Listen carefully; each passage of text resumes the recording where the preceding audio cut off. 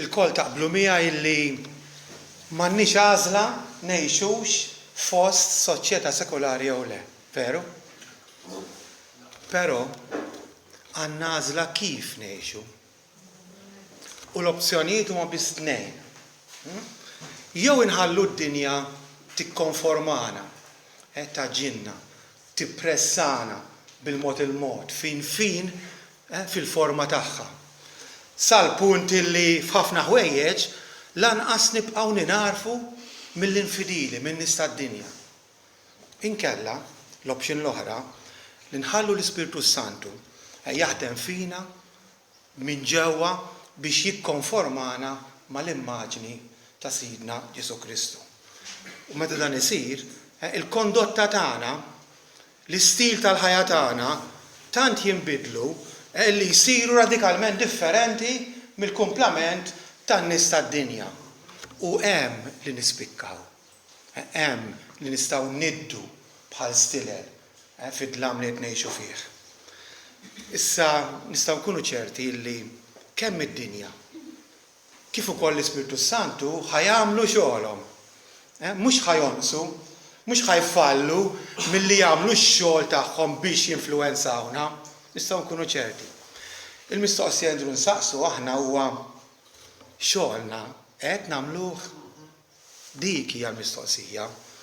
L-iktar importanti għaliex l-aħwa ngħidu u ngħiduha b'niket. Meta nħarsu madwarna u mhux biex niġġudikaw ma hija realtà. Ninnutaw numru ta' Kristjani aħwa bierda, passivi, għażżinin, traskurati, aljenati. Numru ta' aħwa li ħin kollu jġibu l-iskużi għala ma jitolbux, għala ma jattendux, għala ma jevangelizzawx, aħwa li mimlijin kompromessi, kompromessi varji.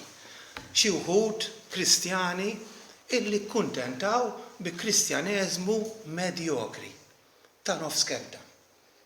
U dan inikkitna. Hawn bżonn u bżonn urġenti illum għal Kristjani riżoluti u determinati li min-naħa waħda jifqu jirreżistu l-pressjoni u l-influenza perversa tas-soċjetà sekolari li qed jgħixu fiha. U min-naħa l-oħra jċedu għal ħidma tal-Ispiritu Santu fil-ħajja tagħhom u jimpenjaw ruhom fil-mezzi tal-grazzja. Lil-kol kemm aħna min jaf kemm il-darba smajna dwarhom. Dan kien il-qofol ta' l-aħħar messaġġ li Ġożwe ta' lill-poplu Iżraelit meta wasal fl-aħħar ta' ħajtu. U dan insibuh fl-aħħar żewġ kapitli tal-ktieb ta' Ġożwe. Il-predikatur Dr. Masters, Peter Masters, innota hekk isema u qal. F'din l-aħħar pridka tiegħu Ġożwe ta' lill-poplu numru ta' eżortazzjonijiet.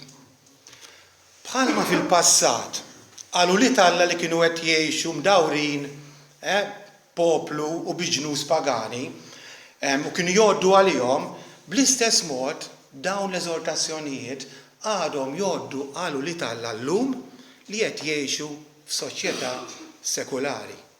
Imbagħad ikompli hekk isemgħu interessanti. Mela jgħidilna Peter Masters illi dawn l-eżortazzjonijiet kienu jgħoddu għall-Lut għax kienu mdawrin bil-pagani u għadhom jgħoddu għalina għax aħna mdawrin litteralment bil-pagani kif smajna. Imbagħad ikompli kull min irid iħobb lil Alla u jservih bis-serjetà, nimmaġina u nittama li kol kemm aħna, imissu jirċievi dawn l-ordnijiet u jaqlibhom f'riżoluzzjonijiet personali. X'parir, prinċipju bis-sens u utli għandna u l-aħwa. Naqbdu l-eżortazzjoni, il-kmand t'Alla, u nibdluh fiex f'riżoluzzjoni personali, jiġifieri f'deċiżjoni fema b'saħħitha li nagħmlu jew li ma nagħmlux xi ħaġa. Riżoluzzjoni, deċiżjoni, mhux sempliċiment xewqa, alright, mhux sempliċiment xi sentiment jew emozzjoni tal-mument li wara ftit jgħaddi, deċiżjoni b'saħħitha li ħanamlu jew ma nagħmlu xi ħaġa. Ġifieri, Inkunu resoluti meta ngħidu irridu, iddeterminajna, iddeċidejna, waħħalna f'moħħna kif smajna, u mhux nixtiequ. Dik tfisser li nkunu resoluti.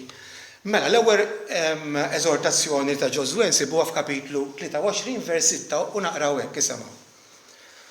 Għalhekk għamlu ħilitkom kollha biex tħarsu kull ma hu miktub fil-ktieb tal-liġi ta' Mosè. Għamlu ħilitkom kollha. Xi traduzzjonijiet jitraduċu kunu kuraġġużi, kunu qalbina. Issa l-kelma hawnhekk fl-oriġinal għandha tifsira differenti milli soltu nifhmu meta ngħidu kuraġġ. Aħna normalment b'kuraġġ nifhmu it-twarrib tal-biża', mhux hekk dik iġina f'moħħna, però hawn għandha ħsieb ieħor. Hawn għandha iktar ħsieb illi taqbad ma' xi ħaġa u ma tħallihiex. Huwa terminu militari fis-sens, immaġinaw intkom illi hemm armata jew hemm numru ta' soldati li tant huma konvinti dwar l-importanza tal-pożizzjoni ta' dak il-kastell għajdu li trid pont illi jagħmlu minn kollox biex jiddefenduh. Din tfisser hawnhekk kunu qalbina, għamlu ħilitkom kollha, aqbdu mela lina ma' dawk il-valuri, prinċipji bibliċi, morali, li intkom konvinti li huma tajbin, li intkom konvinti li huma minn Alla u titilquhomx. Dan ifisser. Jiġifieri applikata għalina, il-Kristjani li qed ngħixu f'din is-soċjetà li nuru qlubija tfisser li avolja s-soċjetà sekulari tintimidana, avolja s-soċjetà tirredikolana, tittimbrana antikwati, moħħna magħluq, intolleranti, il-lista ma taqaf qatt tat-timbri li ttina, avolja tobodna, avolja twarrabna, mal-ġenb, aħna ħnibqgħu nżommu sħiħ u mhux ħanitilqu dawk il-veritajiet, dawk il-valuri skritturali li aħna konvinti li Alla jridhom minna. Minkejja kull teddida li nistgħu nirċievu. Dik l-eżortazzjoni jew allura r-riżoluzzjoni tagħna trid tkun illi determinati li ħanibqgħu nżommu sod ma' daw il-veritajiet. Dik l-ewwel riżoluzzjoni. It-tieni riżoluzzjoni wara dina l-eżortazzjoni Ġosuè għatilna 6 oħra. Ġosuè wara l-ewwel waħda jagħti 6 eżortazzjonijiet oħra li nistgħu nsejħulhom negattivi. U għandhom x'jaqsmu dawn mas-sejħa li hu li Alla għandhom biex iżommu lilhom infushom isseparati mid-dinja. Kemm il-darba nisma'ha din tħobbux id-dinja, tkunu fid-dinja mhux tad-dinja, sejħa importanti, sejħa li xi Kristjani donhom insew. Veru, donhom meta tara l-ħajja tagħhom ta' possibbli nsewha din sejħa tant importanti li nisseparaw mid-dinja. Vers 6 jkompli hekk. Tilwux lejn ix-xelluk jew lejn il-lemin. Titħaltux ma' dawn il-ġnus li għad baqa' magħkom. La semmux isem Allatom. La taħilfux bihom, la taqduhomx u la tadurawhomx. Tilwux lejn ix-xelluk jew lejn il-lemin. F'kelma waħda nistgħu ngħidu tħarsux. Tinsewx li l-Iżraeliti kienu statiljaw fl-art, kienu gawdu sliem. Però kien għad fadal popli u ġnus pagani fl-art, kienu mdawrin bihom. U l-attivitajiet ta' daw il-ġnus, il-festi tagħhom, ir-ritwali jistgħu jidhru attrajenti, interessanti għalihom. Anki pereżempju kellhom ħwejjeġ, drawwiet, kellhom ħrejjef li kienu ġodda l-poplu Iżraelit, kienu jqimu numru kbir ta' allat strambi. Ma setgħu deru affaxxinanti u faċilment il-poplu seta' jgħid telibni l-kurżità, ħanesplora xi ħaġa ta' daw il-lut forsi li fajnejha ma tidhirx daqshekk perikolużi jew ta' teddida. Faċilment il-poplu seta' jinġibed biex jipprova jnaqqar xi ħaġa minn daw il-popli. Però t-tieni eżortazzjoni tisħaq tilwux lejn il-lemin u lejn ix-xelluk. Tħarsux lejn dawk il-ħwejjeġ li Alla ma jridhomx għalikom, laqqas biss għandkom tħarsu lejhom. Ġob għamel riżoluzzjoni, tiftakru? Għamilt patt ma' għajnejja li fuq xebba ma nixħithomx. Din hija r-riżoluzzjoni tagħna, irridu nagħmlu patt majnejna. Minix ħanħares lejn dak il-ġufni mara raġel biex niflertja miegħu biex nixxenna għalih, minix ħanħares lejn dak l-istampi dawk il-videos fuq YouTube li għanqluli xewqati jfixkluli moħħi telfulni l-paċi. Minix ħanħares lejn dawk il-possedimenti djar, karozzi, ħwejjeġ, il-bis tal-pagani biex nixtieqhom. Ndaħħalhom fil-ħajja tiegħi. Minix ħanħares lejn nebda ħaġa li d-dinja tista' toffri li hija sensuali, li hija karnali, ebda ħaġa li Alla ma jridix għalija. Għamilt patt majnejja. L-eżortazzjoni tħarsux, ir-riżoluzzjoni maħniex ħanħarsu lejn dawn l-affarijiet. Imbagħad insibu eżortazzjoni oħra. Titħaltux ma dawn il-ġnus li għad baqa' magħkom. Titħaltux. Għal-poplu x'kien ifisser dan l-kmand? Li ma jiżżewġux, pereżempju, Alla kien projbilhom li jiżżewġu jitħaltu min-nisa mal-irġiel pagani, kien ifisser li ma jadottaw ebda element fil-ħajja jew fil-qima tagħhom mill-kultura degradanti ta' dawk il-popli. Li ma jipparteċipawx fil-festi ta' dawk il-popli, fl-attivitajiet sensuali. Dan kien ifisser għall-poplu. Għalina ukoll jgħod tal-eżortazzjoni, titħaltux jikmandan Alla, sintendi. Bil-fors irridu nitħaltu man-nies fuq ix-xogħol, mhux hekk, fl-iskola, fil-ħwienet, bil-fors irridu nitħaltu, wkoll nassoċjaw ma' dawn in-nies, għax jekk irridu nevanġelizzaw dan nies, irridu nitħaltu magħhom.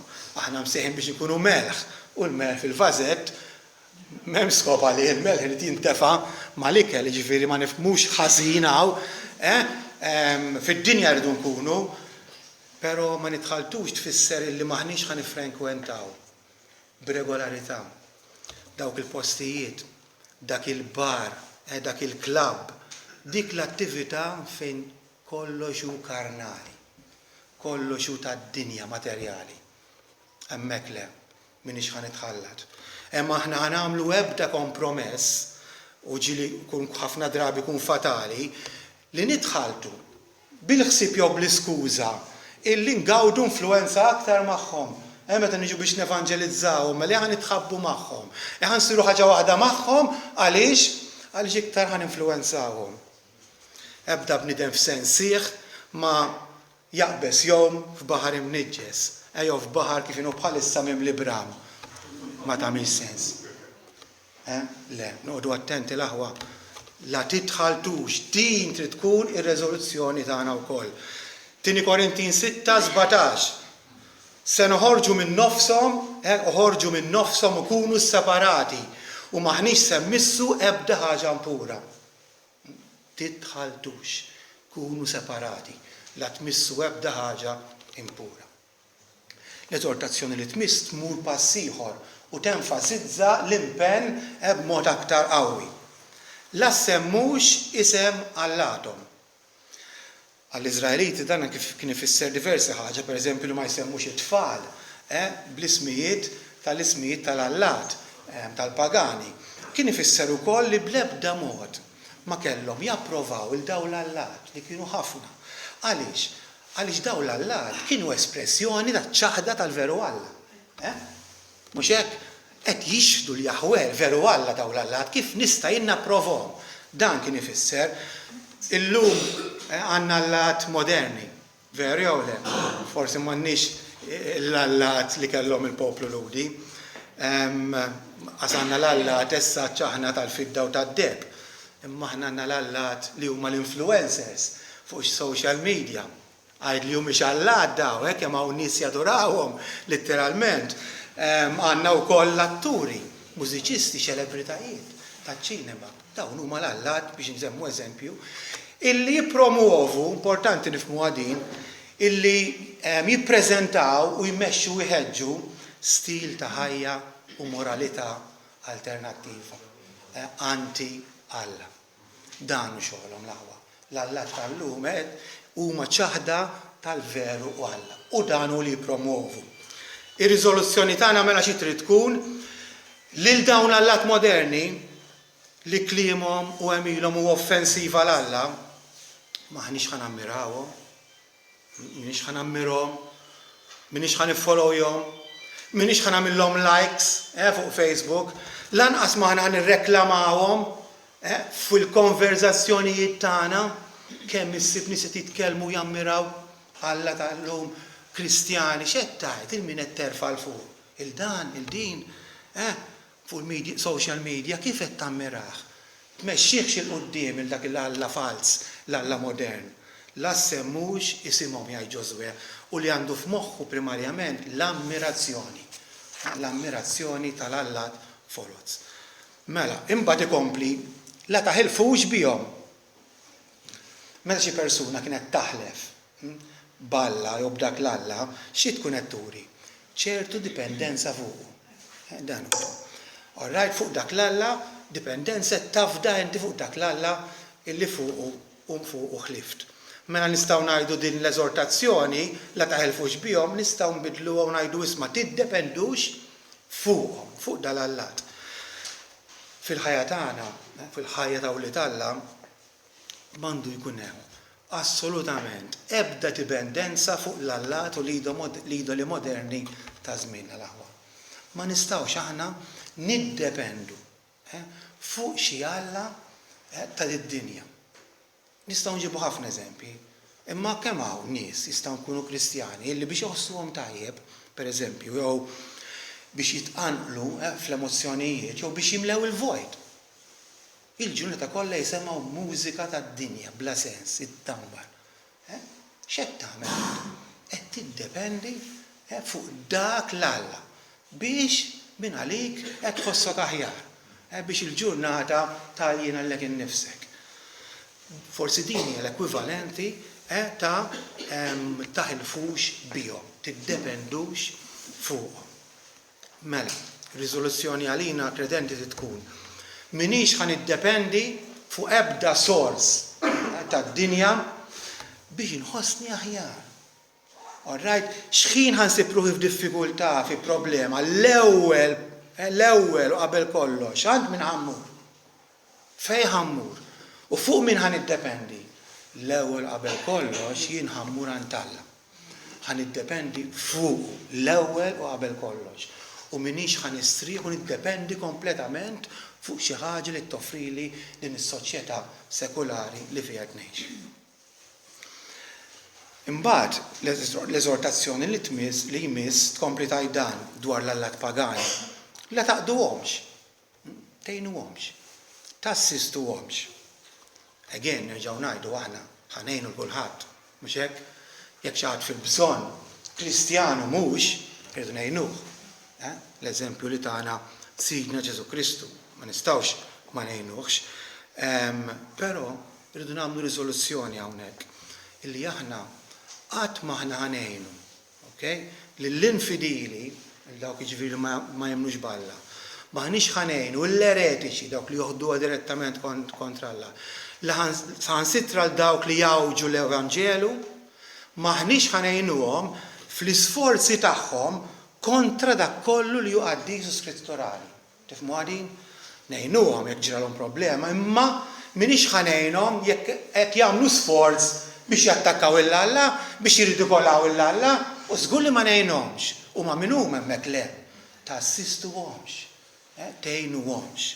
Qegħdin nifhmu din hija riżoluzzjoni tagħna, tajjeb li nifhmuha wkoll.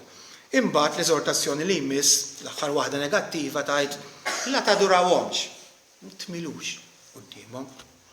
Dal-kliem ma jirreferix biex għall-istatwi li aħna ma nqimux imma ħadd ieħor iqim, aħna ma nqimux statwi, però jirreferi għal kull tip ta' sottomissjoni għall-awtorità spiritwali ta' reliġjon falsa. Tmilx inti, all right? Again, aħna noqogħdu għall-awtoritajiet. Infakkarkom biex ma mmurx ikun hawn xi ħadd li jfhem ħażin, aħna noqogħdu għall-awtorità tal-imgħallem fuq ix-xogħol, fil-familja, lill-ġenituri, fil-gvern, mela le, dik l-awtorità aħna mbaxxu rasna għaliha, però aħna maħniex ħanoqogħdu u mbaxxu rasna għall-awtorità, pereżempju, ta' dawk li jklejmjaw li huma apostli u profeti ta' żmienna. illi jinsistu illi huma għandhom l-awtorità u li kulħadd trid issa jbaxxi rasu għalihom u għall-viżjonijiet u l-ħolm tagħhom. Maħniex ħanoqogħdu għal dawk l-awtorità. Maħniex ħanoqogħdu għal dawk l-għalliema folots illi jħobbu jużaw it-tikli ta' missirijiet u ommijiet spiritwali biex jimmanipulawk.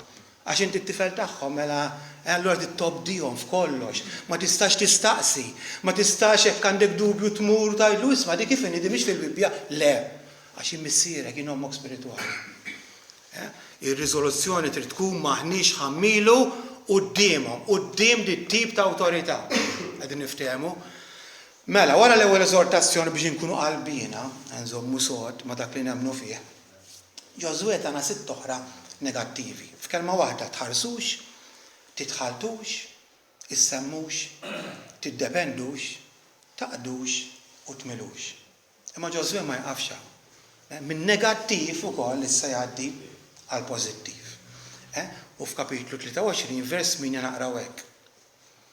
Iżda inaqdu mal-mulej Alla tagħkom bħalma miltu s'issa.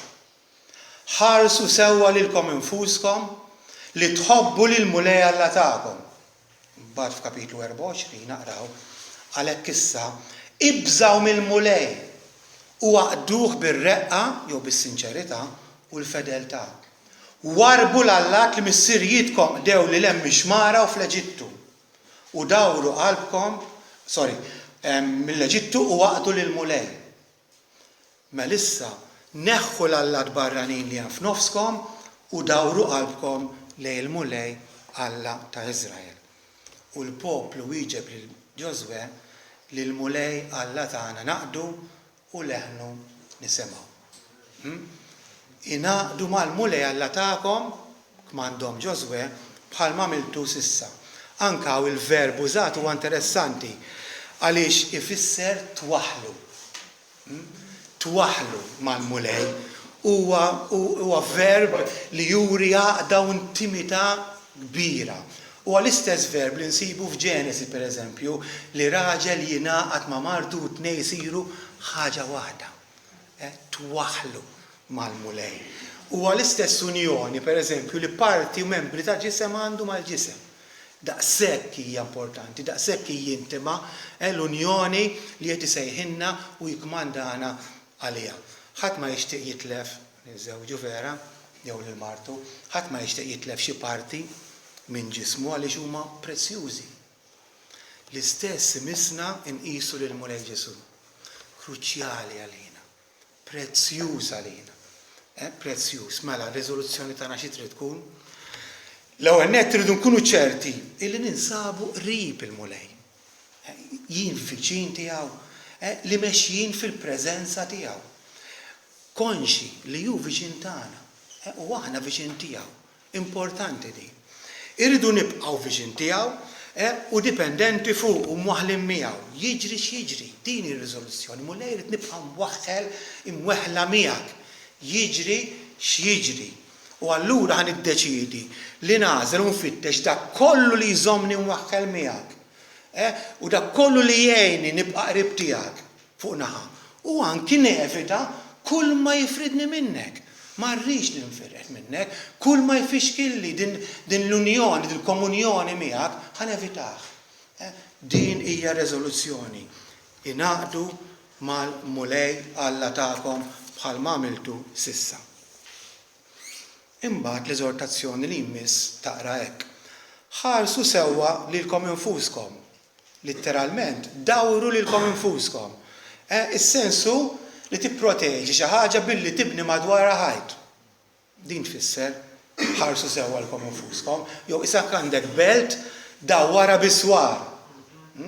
Ħarsu sewwa lilkom infuskom. Fil-prattika xi tfisser din? Xi tfisser għalija ħares lilek innifsek. Irrid nassess kontra l-kondotta tiegħi. Irridu nassuha. Jiena rrid naħu ħsieb u nirrifletti dwar il-mixja tiegħi mal-mulej. Kif sejjer? Kif sejjer għall-mixja tiegħi mal-mulej? Il-qudiem lura, fiex qed nonqos, fiex qed nikber. Illum xi ħsibijiet ħallejt jinvażew li moħħi. Illum x'immaġni ħallejt jgħaddu mit-tieqa ta' ruħi għajnejja. kif tkellimt, x'tip ta' diskors, x'tip ta' konverzazzjonijiet involvejt ruħi fihom matul il-ġurnata, rid nistaqsi, nassess lil nifsi. Għaliex? Ħalli jekk niskopri li qed nonqos, ħalli jekk niskopri li żbaljajt nibt, ninduna fejn, nindem, nerġa' lura u nkompli navvanza. Dan ifisser. Ħarsu sewwa lilkom infuskom. Mela, ir-riżoluzzjoni xi trid tkun? Qatt maħna nneħħu ħarsitna minn fuq il-prestazzjoni jiġifieri il-performance tagħna. Mulej minix ħanneħħi ħarsti minn fuq il-performance tiegħek bħala Kristjan. Rid noqgħod attent kif qed inġib ruħi bil-ħsieb bil-kliem u bl-amin. Ħanikkommetti ruħi li neżamina lejn nifsi regolarment biex nara fiex qiegħed kemm jien qrib tiegħek jolbot minnek. U jekk le kif għattilkom ninmu u nerġgħu lura. Ħarsu sewwa lilkom infuskom. Imbagħad dis-sentenza tkompli ħarsu sewwa lilkom infuskom li tħobbu lil mulej Alla tagħkom. Mela waħda mill-affarijiet li jeħtieġ neżaminaw x'inhi lil mulej Alla tiegħi. Qiegħed inħobbu verament. Mhux bil-kliem. Qiegħed inħobbu jieqaf u nistaqsi nnifsi, qiegħed inħobbu verament. Qiegħed nistmah aktar minn kull persuna jista' tkun marti u liedi x'inhi u kull ħaġa oħra. Dan huwa l-mulej Ġesu għalija. Għandu dan il-valur il-fuq minn kollox u kulħadd qiegħed inħobbu. Jekk verament tħobb il xi ħadd u kif jgħidu tisma' minnu, tkun ħerqan biex tiltaqa' miegħu, tkun ħerqan biex titkellem miegħu, tkun ħerqan biex titkellem fuqu mal-oħrajn, tkun lejali lejh. Huwa dan il-każ tagħna l-aħwa. Fejn jidħol il-mulej Ġesu jekk vera nħobbuh. Tajjeb illi nagħmlu riżoluzzjoni serja. Mulej irridu nħobbuk b'qalbna kollha kull ġurnata li inti jogħġbok tagħtina tul ħajjitna kollha. Imbagħad f'kapitlu 24 vers 14 insibu din l-eżortazzjoni. Issa ibżaw mill-mulej. Meta naqraw dil-kelma aħna l-Kristjani esperjenzati ħafna drabi għandna tendenza illi mill-ewwel ninterpretaw ibża mill-mulej bħala rispett, veru, u reverenza, u nagħmlu sew. Però ma ninsewx l-aspett li ieħor, ta' biża vera, kemm ninsew dan? Anke l-Kristjani missu jitwerwer mill-korla ġusta ta' Alla lejh, jekk huwa ipokrita. Jekk qed jitneb sfaċċatament għax jaf li Alla ħajaghfirlu bla doġġ u hija jiena maħsul, jiena salvat, mis-seb titwerwer mill-korla ġusta ta' Alla. Jekk m'intix lest taħfer qed tibqa' twebbes rasek, fimt quddiem Alla.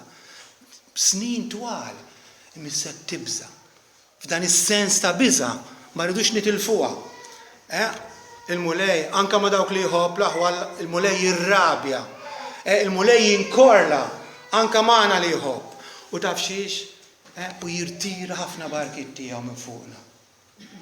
Jirtira lena, jirtira dak is-sliem li aħna ingawdu meta nkunu f'relazzjoni tajba miegħu. Iwa l-aħwa mela r-riżoluzzjoni tagħna trid tkun ħanuri rispett u riverenza li Alla, però rrid inrawhem fija wkoll sens ta' biża miċ-ċanfira tiegħu. Ma rridx noffendih. Rrid inrawhem fija dik is-sens ta' biża. Imbagħad eżortazzjoni oħra hi aqdu lis-sit bir-reqqa jew bis-sinċerità u l-fedeltà. Is-sens hawnhekk huwa ta' taħbit u stinkar. Dil-kelma aqdu għandha fiha sens qawwi. Xogħol jibes tfisser aħdem kemm toħroġ l-araq minnek. Aqdu lis-sit, aħdmu għas-sit. X'qed tagħmel għall-mulej? X'qed tagħmel int għall-mulej? Orrajt, jekk inti mara raġel tad-dar, qed isservi fuq ix-xogħol ukoll naqdu l-mulej b'dak il-mod, ma rridux ninsew. Imma x'qed tagħmel int illum għad kabbir tas-saltna tal-Alla. X'qed tagħmel inti llum biex l-Evanġelu jasal għand ħafna aktar nies milli diġà wasal. Kif qed tħaddem dak id-don, dik il-ħila li Alla oġbu jafdalek. Qiegħed f'xi servizz, qiegħed f'xi ministeru involut, jew le, ġimgħa wara ġimgħa tu tirċievi biss. Aqdu lil mulej. Qiegħed qiegħda involuta f'xi forma ta' evanġeliżmu u x'inhu sakemm huwa modi tajbin. Qiegħed jew qiegħda jew le. Salvat inti? Tajjeb daqshekk dak l-aqwa għaddiju l-oħrajn. Għax nistħi, għax nibża, għax hekk għasebba ħodala. L-aqwa irdu nifqu u nistaqsu li nafusna kuljum. Illum x'għamilt għal Sidi? X'għamilt għal Sidi? U r-riżoluzzjoni tagħna għal din l-eżortazzjoni ta' Ġosuè aqdu lis-sit trid tkun mela l-istess bħalma wieġbu l-poplu Ludi. Irrid li l-mulej Alla tagħna naqdu. Irrid, qed tarawha, irridu li l-mulej Alla tagħna. Mhux nixtieq, kemm nixtieq inservi, kemm nixtieq pastor ta' nagħmel hekk. Irrid li l-mulej Alla tiegħi naqdi. Din hija riżoluzzjoni oħra. Fadal 3 tal-aħħar. Warbu l-allat li missirijietkom qdew lil mixmara u fl-Eġittu u mbagħad jerġaqdu l-mulej. Warbu il-ħażen. Mhux hekk nistgħu ngħidu, warbu kull forma ta' ħażen. Ġifieri l-idea hawnhekk mhix sempliċiment warrab l-idoli, rajt l-istatwi warmihom għalina, però warrab kwalinkwe ħaġa li ħatieħu post Alla f'ħajtek. Kwalinkwe oġġett. Kwalinkwe ħaġa li daħlet f'ħajtek u ħadet il-post Alla, l-eżortazzjoni warraba. Mod speċjali dak kollu li hu maħmuġ u impur, ovvjament. Però kwalinkwe ħaġa, tista' tkun anke ħaġa tajba, ħadet post Alla warbu lem. Però hawnhekk l-enfasi fuq dak kollu li hu ħażin, impur u maħmuġ. F'ħajjitna m'hemmx postu l-aħwa. M'hemmx postu. Irridu nwarbuh. L-ekwivalenti fil-Patti Ġdid nistgħu nsemmu ħafna, mortifikaw, oqtlu l-membri ta' ġisimkom. Inżaw l-bnidem il-qadim, l-istess ħaġa. Warbu il-ħażen. Mela r-riżoluzzjoni tagħna trid tkun se nwarrab dak kollu li hu mniġġes minn ħajti. Dak kollu li hu irreverenti f'ħajti, minix ħanara dawk l-imbirka, misħutin sensiliet, televizivi, films, videos, clips li ħamġuni. M'għandix nambihom, ħanwarrabhom totalment minn ħajti għax dawn jikkontaminaw li moħħi. Mbagħad jikkontaminaw li qalbi, l-emil, klimi u kollox. Le, warbu il-ħażen. Dan huwa ħmieġ morali li jinfettani. U allura m'għandix nambih, u Alla ma jridux. L-eżortazzjoni hi warbu. U r-riżoluzzjoni ħanwarrab dal-imbarazz kollu. Ġosuè jkompli billi jikmanda l-poplu dawru qalbkom lejn il-mulej. Kemm sabiħa di hu. Dawru qalbkom lejn il-mulej. U anke hawnhekk ħafna kommentaturi għadu traduzzjoni mhix tajba hawnhekk. Dawru qalbkom lejn il-mulej fl-oriġinal l-idea hi ta' pjanta illi inti wieħed jorbota biex joħodha fejn irid. Hekk għandek pjanta torbota jekk trida titlalaw, dan huwa ħsieb aktar allura hemm sens ta' l-karattru tagħna għandu bżonn jiġi ffurmat, trejnjat. Dan huwa sens dawru qalbkom lejn il-mulej. Irdu rrawmu fina drawwiet tajba kif smajna, drawwiet tajba ta' talb. Kuljum ta' qari, meditazzjoni fuq l-iskrittura, irridu ndawru l-nfusna drawwiet ta' tendenza regolari fix-xirka mal-aħu mhux meta jkollok aptit, mhux għax ix-xita u għax għajjien, regolari, irrid nittrejnja lil innifsi. Fimt? Bħal dik il-pjanta li nkun committed u nattendi u nservi u nipparteċipa b'mod attiv. Irrid ndarri lil innifsi, dawru qalbkom lejn il-mulej. Mela, riżoluzzjoni tagħna trid tkun iva ħandawwar qalbi lejn il-mulej, ħanitrenja u niddixxiplina lil innifsi f'dawk l-affarijiet li tant għandi bżonn. U finalment Ġoswe jkomplu jagħti l-aħħar eżortazzjoni. Xejn inqas. Obdu lis-sid. Obdu l-ubbidjenza. Ġesu nnifsu jekk tħobbuni ħażommu il-kmandamenti tiegħi. Issa ngħidu ħafna fuq l-ubbidjenza però l-aħwa jekk ta' bilħaq aħna dak li nistqarru li aħna imwildin mill-ġdid, konvertiti, salvati bil-grazzja, il-liġi morali talla lina biex pis. Imma hija dik li ġabbu jgħidilna l-liġi tal-libertà.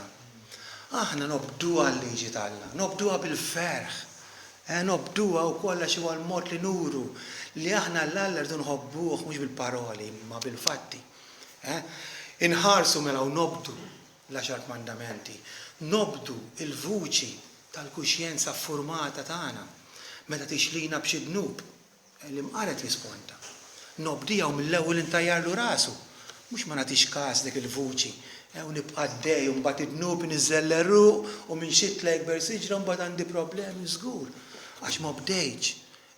Dak il-vuċi tal-bidu il-kuxjenza wridek dan huwa dnub taqbaġ di triq. Nobdi wkoll il-kelma tagħlla f'dak kollu li titlob minni. Fejn għandhom xaqsmu hemm il-tajjeb, fejn għandhom xaqsmu l-impenn tiegħi li jrid ikolli. Obdu lis-sid. U mal-Iżraeliti wkoll niddikjaraw leħnu rridu nisemgħu. Irridu tarawha, leħnu rridu nisemgħu. Mhux kemm nixtieq nobdi, le, irrid nobdih. Ħanobdih. Deċidejt li rrid nobdih. Mela l-aħwa, semmejna numru ta' eżortazzjonijiet, kmandamenti ġifieri li Ġoswe ta' lill-poplu. Il-poplu Iżraelit li kienet jgħix imdawwar minn pagani, popli pagani. Kif għattilkom dawn għadhom jgħoddu sal-ġurnata tal-lum. Għalina Kristjani li qed ngħixu wkoll mdawrin b'soċjetà sekulari. Imisna nirċevuhom kollha u ndawruhom f'riżoluzzjonijiet personali.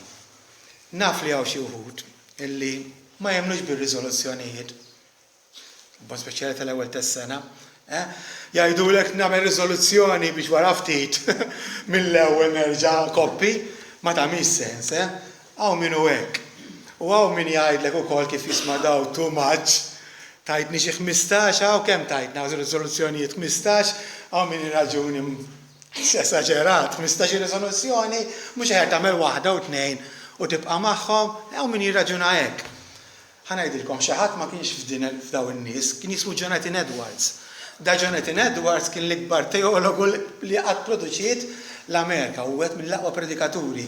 Da taf kemm għamel riżoluzzjonijiet personali? 70. U kien jirrevedihom tafu kemm darba fil-ġimgħa. Too much? It's not too much 15 għal min irid jieħu l-Alla bis-serjetà. Mhux ħanagħmlu 70, fehmni, jalla nagħmluhom, imma ma jkollniex dil-mentalità żgħira ċkejkna. Ta' Kristjani nani ħanibqgħu hekk. It's not too much. L-aħwa. Wara kollox ħanajdilkom l-aktar importanti mhux in-numru. All right. Mhux ħanintaqgħu ngħidlek isma' jiena mit-30 ta' all right. Mhux kemm tagħmel riżoluzzjonijiet in-numru. L-importanti tafu x'inhu? Li nkunu rġiel u nisa riżoluti. Li nkunu Kristjani determinati. Dan huwa l-aktar importanti. Din hija s-sejħa l-aħwa għalina li qegħdin hawnhekk illum. Għalina u li Alla li qed ngħixu u ma nistgħux nagħmlu mod ieħor fost u f'nofs soċjetà sekulari. Dan huwa l-bżonn tal-mument. Ħossuha din, ħossuha likom personali, għal sejħa lija bħalissa x'inhi li jien ikun Kristjan b'fehma soda u determinat li minnaħa kif jgħid li ġagbu inżommu lil nfusna bla teba mid-dinja. U minnaħa l-oħra nikkonsagraw lil nfusna lill-Alla. Ejja nirċevuha din. Ejja noħorġu minn hawnhekk deċiżi mhux b'xewqa, awrajt jew emozjonalment, deċiżi illi rridu nżommu lil nfusna bla teba mid-dinja fis-sens li għadna u minnaħa l-oħra nikkonsagraw il-ħajja tagħna lill-Alla. Torbu.